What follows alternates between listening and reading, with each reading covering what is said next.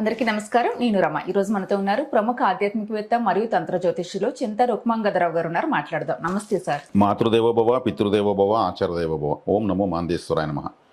అందరూ బాగుండాలి, అందరికీ మంచి జరగాలి.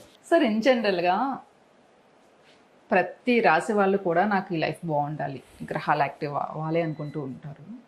అంటే ఏ ఏ రాశి ప్రతి రాశిలో పుట్టిన వాళ్ళకి ఆ రాశి ఆ లగ్నం యాక్టివ్ అవ్వాలంటే ఎలాంటి పరిహారాలు చేసుకోవాలి? ప్రతి ఒక్కరికి 12 రాశుల వారికి. ఈ 12 రాసుల వాళ్ళకు ప్రతిరోజు మంచి జరగాలని, ప్రతిరోజు ఏదో జరుగుతుందని, రేపేదో జరుగుతుందని ఈరోజు బతుకుతుంటాము. ఆశ మనిషిని నడిపిస్తూ ఉంటుంది.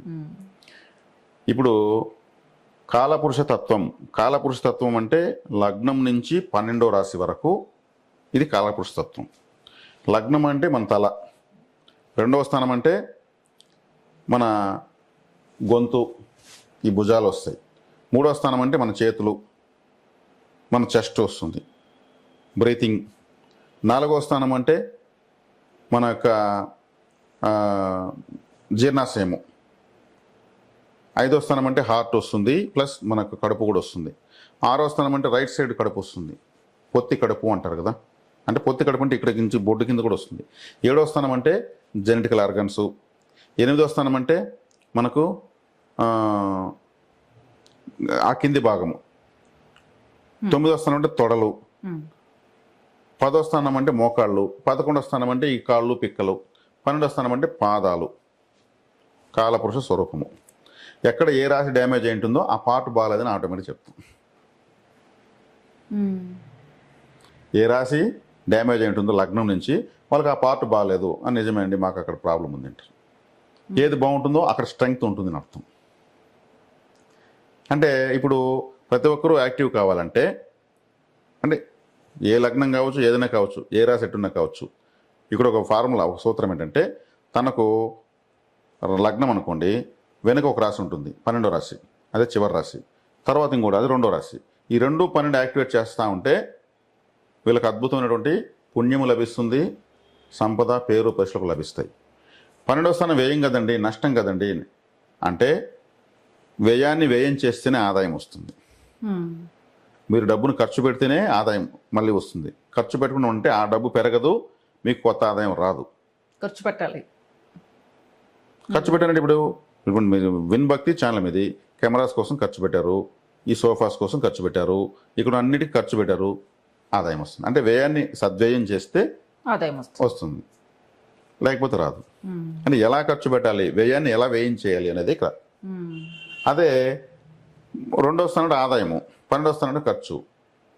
ఈ 2వ స్థానానికి 12వ స్థానం 11వ స్థానం అవుతుంది, అంటే లాభస్థానం అవుతుంది. అంటే మనం పెట్టే ఖర్చు మనకు ఆదాయంగా ఎలా మార్చుకోవాలి అనేటువంటి ఫార్మాటే ఇప్పుడు నేను చెప్పే సిస్టమ్. ఇప్పుడు ఒక వ్యక్తి ఉంటాడు, అతనికి అటొకరు ఇటొకరు ఉంటారు, అతనికి ధైర్యం ఉంటుందా? మన చుట్టూ ఇద్దరు ఉన్నారంటే అటొకరు ఇటొకరు లేరు, ఒకటిగా ఉంటాడు, భయంగా ఉంటాడా? సేమ్ మన రాశికి లగ్నానికి ఇటు ఉన్న స్థానాన్ని అటు ఉన్న స్థానాన్ని బలపరుచుకోవాలి, సపోర్టింగ్గా.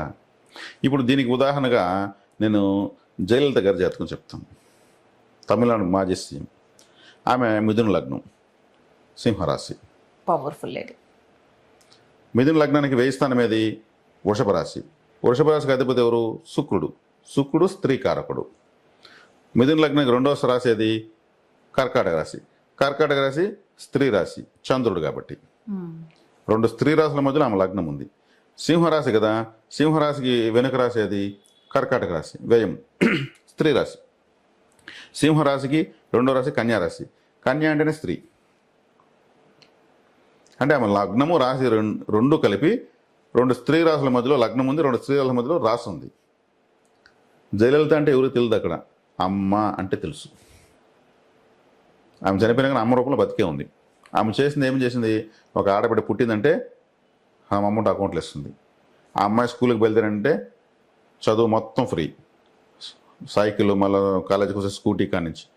ఆ అమ్మాయికి మ్యారేజ్ ఫిక్స్ అయితే మంగళసూత్రము, బట్టలు, మంగళసూత్రము, పెండ్లి బట్టలు ఇచ్చిన ఏకైక ప్రభుత్వం ముఖ్యమంత్రి జయలలిత గారే. అంటే ఆడబిడ్డ పుడితే అమ్మలాగా పుట్టింటే సార్, ఒక ఆడబిడ్డ పుడితే ఇంకా ఆ ఆడబిడ్డకి జీవితాంతం ఏం కావాలో మొత్తం. కాబట్టి ఈమె అమ్మ అనిపించుకుంది. అమ్మ క్యాంటీన్లు పెట్టింది, కడుపు నుండి అన్నం పెట్టింది. తల్లి మనకి ఇంట్లో ఎట్లా అన్నం పెట్టిందో అట్లా పెట్టింది. అంటే ఇక్కడ కర్కాటక రాశి చంద్రుడు. చంద్రుడు అంటే తల్లి అని ఇంతకుముందు ఒక వీడియోలో చెప్పాను. ఉమ్, ఈమె చంద్రుడు అంటే ఫుడ్ రైస్ అని చెప్పాను. అమ్మ క్యాంటీన్లు పెట్టింది. శుక్రుడు అంటే ఏమి? స్త్రీ అని చెప్పాను కదా. ఇప్పుడు మగవాళ్ళకి భార్యకార కూడా శుక్రుడు కదా. అంటే వాళ్ళకి పెళ్ళైతే ఆటోమేటిక్ ఇస్తా ఉంది. అంటే 2వ రాశిని 12వ రాశిని వదలలేదాన్ని. ఉమ్, 2వ రాశిని 12వ రాశిని వదలలేం. మొత్తము ఇంటికి సామాన్లు కావాల్సిన అన్నీ ఇచ్చేసింది. అమ్మ సిమెంటు, అమ్మ మెడిసిన్స్, అమ్మ క్యాంటీన్స్, ఇంకా ఎన్ని పథకాలు మనం చెప్పలేని డజన్లకు ఇచ్చింది. అన్నీ కూడా 2వ రాశికి 12వ రాశికి సంబంధం ఉండేవే ఇచ్చింది. ఉమ్. ఇంకా ఆమె తిరుగులేని రాజకీయ నాయకురాలైంది. ఆ పని మిగిలిన వాళ్ళని ఎందుకు చేయకూడదు? మన స్వతహాగా అలా చేశారేమో, జ్యోతిష్యాన్ని అద్భుతంగా ఫాలో అవుతుంది ఆమె. ఫాలో అయ్యి చేసుంటారా? ఉమ్, గురుదశ ఆమెకు బాధకాధిపతి. గురువు బాధకాధిపతి. గురువు యోగించుడు. ఉమ్, గురువు యోగించుడు అంటే ఏమి? ఆమెకు గురువు ఎంజీఆర్. ఉమ్, ఎంజీఆర్ గారి దీంట్లో కూడా ఆమె తోసేశారు బయట. ఉమ్. అంటే ఆయన ఉన్న రోజులు ఆమె చాలా అవమానాలు ఎదుర్కొంది కూడా. తన స్వతహాగా నిలబడిన నుంచి పుంజుకునేసింది. ఉమ్, అందుకు గురువు యొక్క బాధకాధిపతి కాబట్టి గురువు యొక్క వాహనం ఏనుగు. ఏనుగును దానం ఇమ్మని చెప్పారు. కుంభకోణంలో ఇచ్చింది ఏనుగుని డైరెక్ట్ ఒక ఏనుగుని ఆలయానికి దానం ఇచ్చింది. జ్యోతిష్యుని ఫాలో అయితేనే బాధకాధిపతిని మనం చెప్పాను, ఇంతకుముందు ఒకటి చెప్పాను, మనకు వ్యతిరేకమైనటువంటి దాన్ని దానం ఇవ్వాలి, అనుకూలమైన దాన్ని స్వీకరించాలి. దాంతోపాటు మంచి మనసు, మంచి పర్సన్ కాబట్టి సక్సెస్ అయ్యారు. ఇప్పుడు ప్రతి లగ్నం వాళ్ళు, ప్రతి రాష్ట్ర వాళ్ళు ఈ పని ఎందుకు చేయకూడదు? చేస్తే ఆటోమేటిక్గా ఆమెకేం జరిగిందో అదే ప్రతి ఒక్కరు జరుగుతుంది. ఈ దేనికి వ్యయం చేయాలి దానికి వ్యయం చేస్తే ఆదాయం వస్తుంది. అంటే మన రాశిని యాక్టివ్ చేసుకోవడం కంటే అంతే. మనం పుట్టిపోయాం, మన రాశిని యాక్టివేట్ అయిపోయింది, పని అయిపోయింది, పుట్టిపోయాం.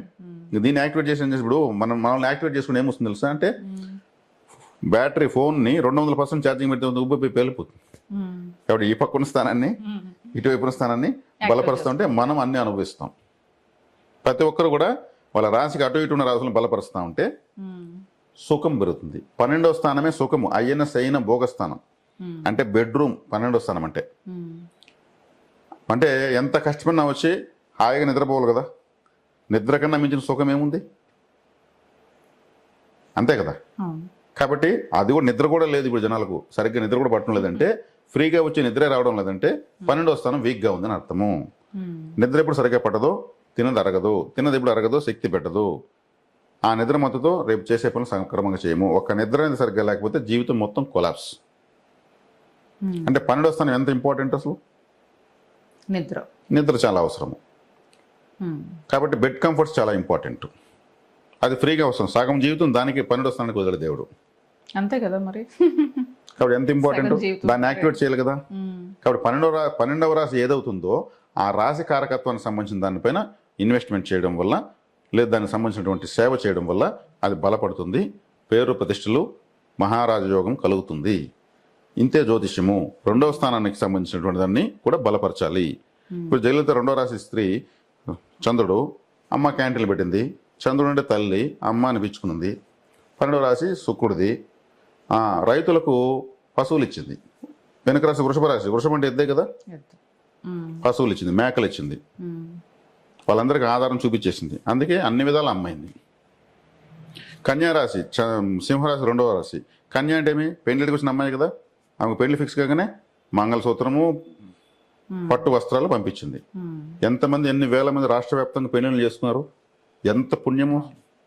బాధ పెట్టేటు గ్రహం గురువు అని తెలిసింది జాతకానికి.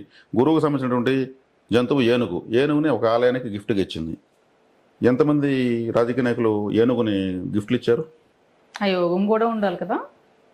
యోగం కూడా ఉండాలి, నమ్మకాలు నమ్మాలి. ఆ తర్వాత ఏనుగు ఇచ్చిన తర్వాత తిరిగి మళ్ళీ ముఖ్యమంత్రి అయింది. ఆమె అరెస్ట్ చేసినారు.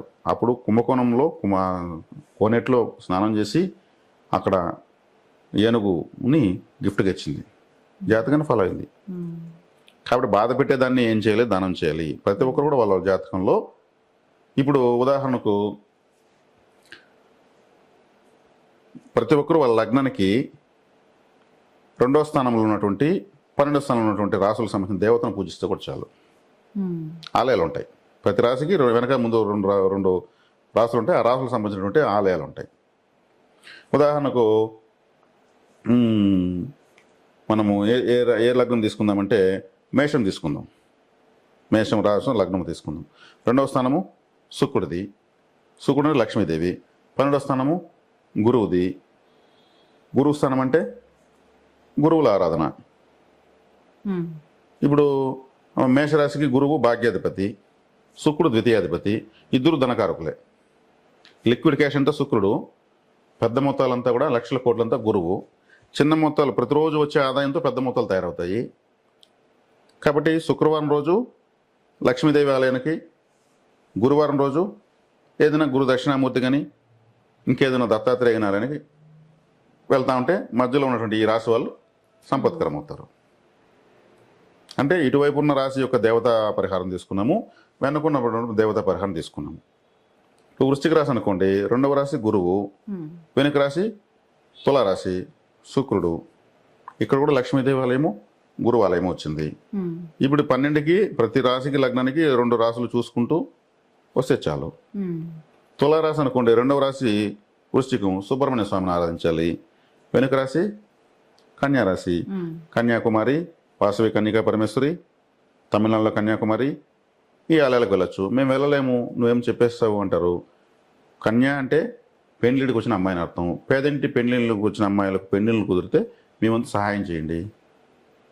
పెండ్లిడికి వచ్చిన అమ్మాయిలు డిగ్రీ కాలేజ్ చదువుకుంటూ ఉంటారు, హాస్టల్స్లో ఉంటారు, వాళ్ళకి ఏదైనా హెల్ప్ చేయండి, ఒక గిఫ్ట్ లాగా చేసుకొని ఇవ్వండి. వాళ్ళంతా హ్యాపీగా ఫీల్ అవుతారు. కన్యా అనేటువంటిది హ్యాపీగా ఫీల్ అవుతూ ఉంటే మీకు ఇక్కడ స్త్రీ శాపం ఉన్నా తొలగుతుంది, ఆటంకాలు తొలగుతాయి, బ్లెస్సింగ్స్ వస్తాయి. ఇంతే. ఆలయ పరిహారం కాకపోతే వ్యక్తిగత పరిహారం చేయాలి. కన్యాకుమారి ఆలయానికి వెళ్ళలేకపోతే అదే కన్యలకు సాయం చేయాలి. ఇప్పుడు వృశ్చిక రాశికి సుబ్రహ్మణ్య స్వామి ఆలయం అని చెప్పాను నేను, కుజుడు కాబట్టి ఆలయానికి వెళ్ళలేము, ఆలయ పరిహారం చేయలేకపోతున్నాము, వ్యక్తిగత పరిహారం చేయొచ్చు. వ్యక్తిగత పరిహారం ఎలా చేయాలి? వృశ్చిక రాశి అంటే మన ఇంట్లో టాయిలెట్, బాత్రూమ్. మరి 2 వారాలకు ఒకసారి ఒక కొబ్బరికాయ కొట్టి నైట్ పడుకునేటప్పుడు పెట్టేసి కుంకుమ జల్లేసి తెల్లారిపోయింది. నైవేద్యం. 2వ స్థానం నైవేద్యం. వృశ్చిక రాశి అంటే టాయిలెట్ అని చెప్పాను. అదేవిధంగా మన మెటర్నిటీ హాస్పిటల్, పిల్లలు పుడతారు కదా, ఆ హాస్పిటల్, ఆ హాస్పిటల్కి floor cleaner, toilet cleaner, acids, phenyls ఇవి కొనివ్వండి. 2వ రాశిని బలపరిచాడు. చాలా పరిహారాలు ఉన్నాయి, చేయొచ్చు. సేవ కదా, సేవ చేయమని కదా చెప్తున్నాము. ఇక్కడ ఏదైనా ఆలయం అర్చన చెప్పాము లేదు కదా, ఆలయానికి వెళ్ళినప్పుడు మనం చేసుకోవచ్చు. ఇట్లా ప్రతి రాశికి 12వ స్థానాన్ని 2వ స్థానాన్ని ఎవరైతే బలపరుస్తూ ఉంటారో, సద్వ్యయం చేస్తూ ఉంటారో వాళ్ళకి లాభాలు వస్తూ ఉంటాయి, ఇన్వెస్ట్మెంట్కి డబ్బులు దొరుకుతాయి, ఆర్థిక ప్రయత్నాలు సక్సెస్ అవుతూ ఉంటాయి. ఎగ్జాంపుల్ జయలలిత గారు చెప్పాను, అలాగే ఎంతో మంది ఉంటారు. ప్రతి ఒక్కరి జాతకంలోనూ వాళ్ళు గొప్ప వాళ్ళు అవుతున్నారంటే వాళ్ళు తెలిసినా తెలియకపోయినా వాళ్ళు చేసేది 2వ రాశి 12వ రాశి సంబంధించినటువంటి యాక్టివేషన్స్ వాళ్ళకి తెలియకుండా కూడా చేస్తూ ఉంటారు. ఆటోమేటిక్గా డబ్బులు వస్తూ ఉంటుంది. కావాలంటే డబ్బులే కదా కావాల్సింది. ధనస్థానం 2వ స్థానమే కదా, డబ్బును ఖర్చు పెట్టాలి కదా, అది వ్యయ స్థానం కదా. ఎలా ఖర్చు పెట్టాలి అలా ఖర్చు పెడితే ఆదాయం వచ్చేస్తుంది. ఇప్పుడు మీకు డబ్బులు దొరికిందంటే ఛానల్ డెవలప్ చేస్తారు. అదే డబ్బులు దొరికిందంటే మీరు కట్టెల వ్యాపారము, పూల వ్యాపారం చేస్తే నష్టపోతారు. ఎలా ఖర్చు చేయాలో అలా చేస్తారు మీరు. కాబట్టి బట్టల వ్యాపారం చేసేవాడు రాళ్ళ వ్యాపారం చేయడు, ఇటుకరాల వ్యాపారం చేయడు, వాడు బట్టల వ్యాపారం డెవలప్ చేస్తాడు. ఎక్కడ పెట్టాలో అక్కడ చేయాలి. అట్లా ప్రతి ఒక్కరికి ఒక సిస్టమ్ ఉంటుంది, ఆ సిస్టాన్ని ఫాలో అయితే చాలు. కాబట్టి డబ్బులు రావాలంటే ఏం చేయాలనేది చాలా సులభ రీతిలో చెప్పడం జరిగింది. 3 రకాలుగా చెప్పడం జరిగింది. తంత్రంగా చేయొచ్చు, ఆలయంగా పరంగా చేయొచ్చు, వ్యక్తిగతంగా చేయొచ్చు. ఏది మూడు చేస్తే కూడా మంచిదే. ఇలా చేసి అలా కాలేదంటే కాదు, అది బర్న్ అవుతూ ఉంటుంది, మనం చేసే కొద్దికి నశిస్తూనే ఉంటుంది. ఒక్కసారి చేయగానే ఏది జరగదు, మల్టిపుల్ టైమ్స్ చేయాలి. కాబట్టి 2వ రాశిని 12వ రాశిని ఇలా బలపరచుకోవాలి. దీనికి ఎగ్జాంపుల్ జయలలిత గారి జాతకము, మిథున లగ్నం, కన్యా సింహరాశిని ఆమె ఎలా బలపరిచిందంటే మొత్తము 3 రాశులే ఆమె చుట్టూ ఉన్నాయి కాబట్టి స్త్రీలకే అధికంగా ఉపయోగపడింది. వృషభ రాశి 12వ స్థానం కాబట్టి రైతులకు పశువులు ఇచ్చింది. వృషభం అంటే ఎద్దు కాబట్టి సూపర్. ఆమె చిరకాలం జీవించిపోయేటువంటి జన్మించిందని చెప్పచ్చు. ప్రతి ఒక్కరి విషయంలో ప్రతి ఒక్కరి జాతకం ఇది ఉంటుంది. ఆమె కదా, ఆమెలాగా మనలాగా అందరూ ప్రతి ఒక్కరి జాతకం ఇలా ఉంటుంది. ఎగ్జాంపుల్ ఒకటి తీసుకోవాలి, ఎందుకంటే ఆమె అందరికీ తెలిసినటువంటి వ్యక్తి కాబట్టి. ఇంతే సరిపోతుంది. ఓకే. చాలా మందికి అవగాహన ఉంటుంది. అంటే మన రాశి వరకే చూసుకుంటాం ఎప్పుడు కూడా. నాలెడ్జ్ ఉన్న వాళ్ళు నేను చెప్పింది ఫార్మాట్ అప్లై చేసి వాళ్ళకి చేసుకోవచ్చు. ఉమ్, ముందు రాసి ఏంటి ఆ కారకత్వాలు ఏంటి, అవును. తర్వాత రాసి ఆ కారకత్వాలు ఏంటి, అవును. మధ్యలో ఉన్న వాళ్ళు ఆటోమేటిక్ బాగుంటారు. అంటే మనం డబ్బులు వస్తే మనం బాగుంటాం కదా, అవును. అట్లా యాక్టివేషన్ ఆటోమేటిక్ జరిగిపోతుంది. ఒక రకంగా పాజిటివ్ థింకింగ్ ఇదంతా కూడా కదా. అంతే. మనం బాగుండాలి, మన పక్క వాళ్ళు బాగుండాలి అనేది చాలా బాగుంది సార్. నమస్తే. ధన్యవాదాలు.